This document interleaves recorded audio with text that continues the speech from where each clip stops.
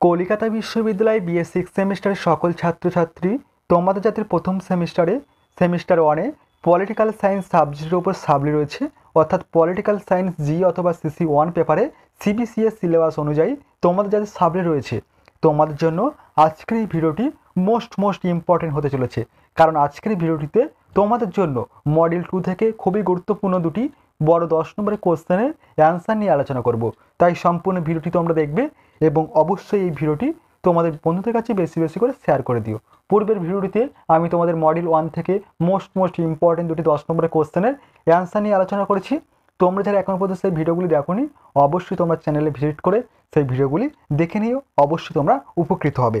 এবং কোশ্চেনের অ্যান্সারে যাওয়ার আগে তোমাদের যে বিষয় বলার ছিল, তোমাদের এই সাবজেক্টের উপর থেকে সম্পূর্ণ স্টাডি মেটেরিয়াল অর্থাৎ পিডিএফ নোটস রেডি রয়েছে।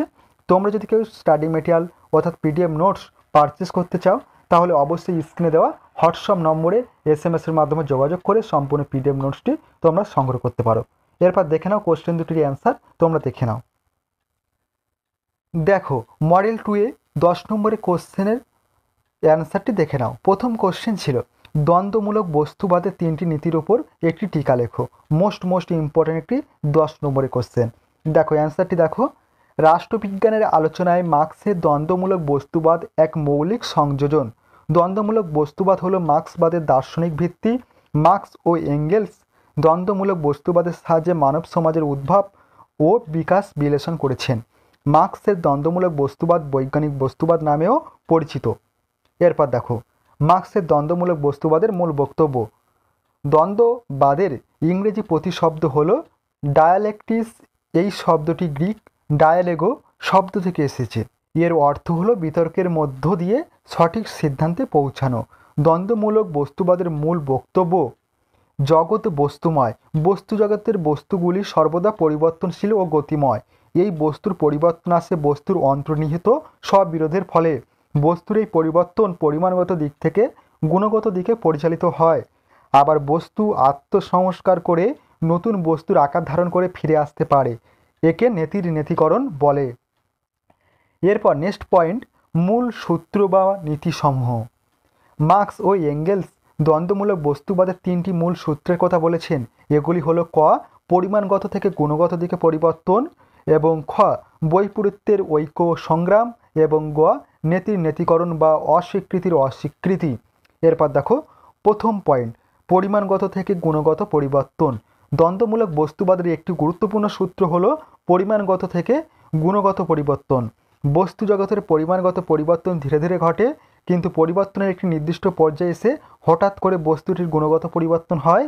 এই পরিবর্তন এক পর্যায়ে হতে অন্য পর্যায়ে উলম্ফের আকারে হয়, তাই একে ডানদিক উলম্ফন বলা হয়। উদাহরণ হিসেবে বলা যায় যে জলকে ক্রমাগত গরম করতে থাকলে জলের তাপমাত্রার পরিবর্তন ঘটতে থাকে, কিন্তু তা জলেই থাকে। তবে ওই তাপমাত্রা বাড়তে যখন একটি নির্দিষ্ট তাপমাত্রায় পৌঁছায় 100 ডিগ্রি সেলসিয়াস, তখন জল ফুটতে থাকে এবং বাষ্পে পরিণত হয়।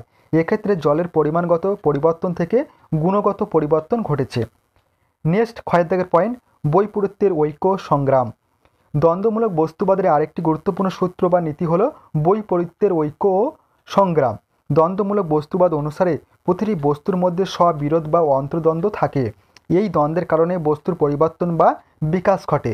মানব সমাজের ক্ষেত্রেও এই প্রক্রিয়া স্পষ্ট। সমাজ দ্বন্দ্বহীন হতে পারে না। প্রতিটি সমাজের অন্তর্দ্বন্দ্ব আছে। যেমন দাস সমাজে দাস মালিক ও দাসেদের মধ্যে দ্বন্দ্বের ফলে দাস সমাজের পতন হয় এবং সামন্ত সমাজের উদ্ভব হয়।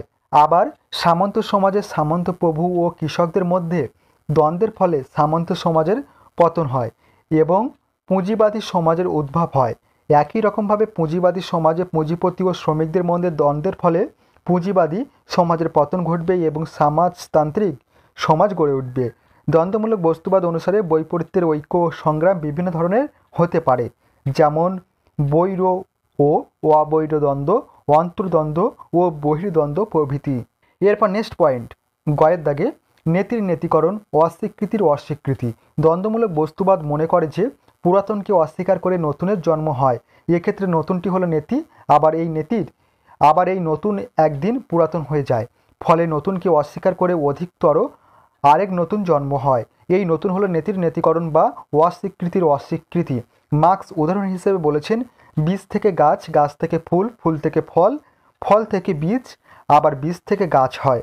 প্রতিটি পর্যায়ে পূর্বেকার বৈশিষ্ট্যগুলির অস্বীকৃতি দেখা যায়। সমাজ ব্যবস্থাতেও নেতির নেতিকরণ লক্ষ্য করা যায়।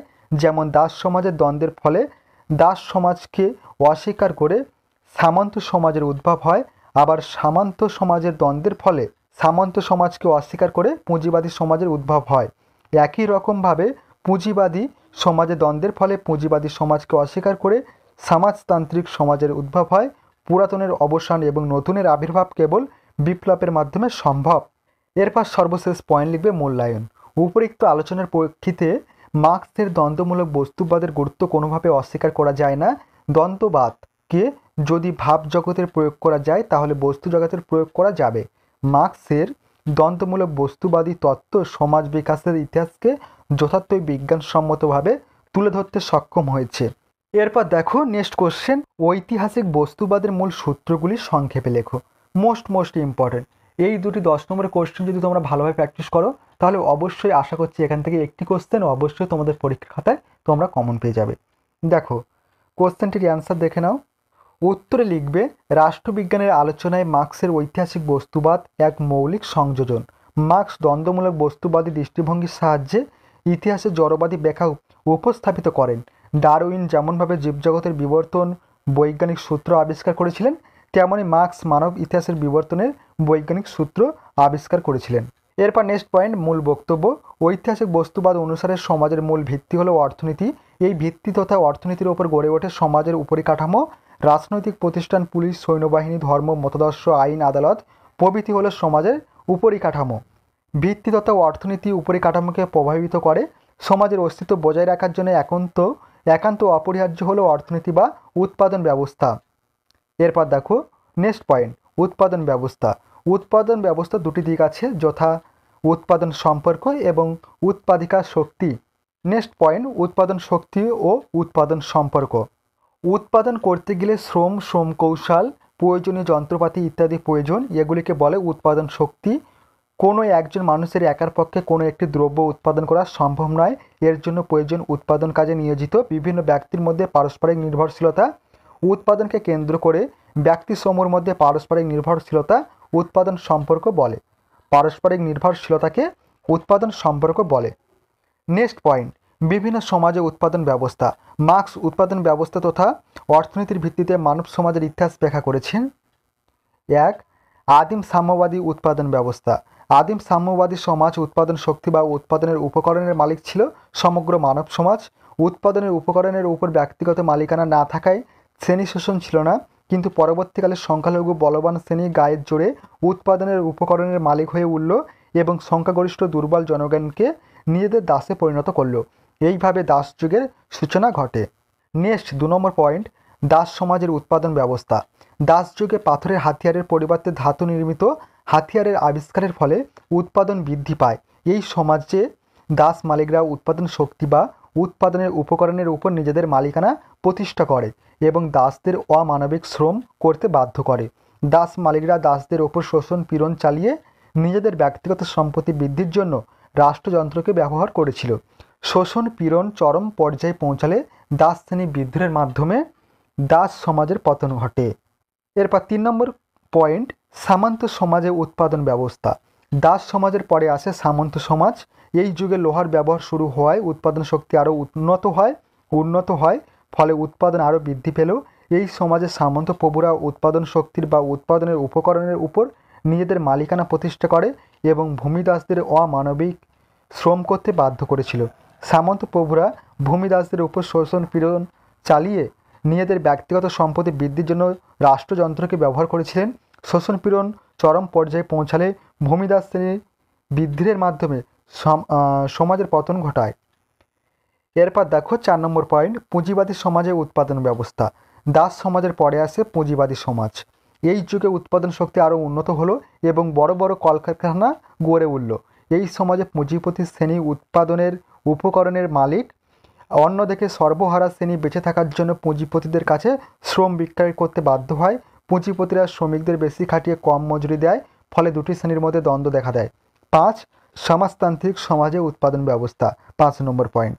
পুঁজিবাদী সমাজে শোষণ পীড়ন যখন চরম পর্যায়ে পৌঁছাবে তখন সর্বহারা শ্রেণী বিপ্লবের মাধ্যমে পুঁজিপতিদের সরিয়ে দিয়ে রাষ্ট্র ক্ষমতা দখল করবে এবং সর্বহারা শ্রেণীর একনায়কত্ব প্রতিষ্ঠিত হবে।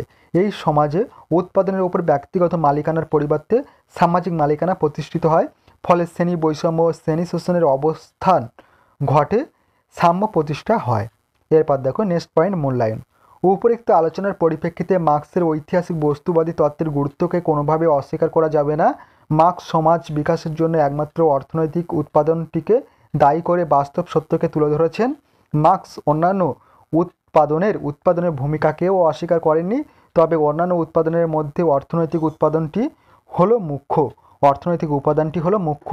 সুতরাং বলা যায় যে মার্ক্স ঐতিহাসিক বস্তুবাদী তত্ত্ব মানব সমাজের বিবর্তনের মূল বৈজ্ঞানিক সূত্র। এই ছিল তোমাদের সম্পূর্ণ কোশ্চেন দুটির অ্যান্সার। মোস্ট ইম্পর্টেন্ট এই কোশ্চেন দুটি নিয়ে আলোচনা করা হলো। কোশ্চেন দুটি অবশ্যই তোমরা ভালোভাবে প্র্যাকটিস করে যেও পরীক্ষার জন্য। অবশ্যই তোমরা এখান থেকে প্রশ্নগুলি কমন পেয়ে যাবে এবং অনায়াসে তোমরা তোমাদের সাবলি এক্সামটি ক্লিয়ার করে আসতে পারবে। ভিডিওটি আজ এই পর্যন্ত। তোমাদের সঙ্গে দেখা হবে পরবর্তী নেক্সট গুরুত্বপূর্ণ ভিডিওটিতে।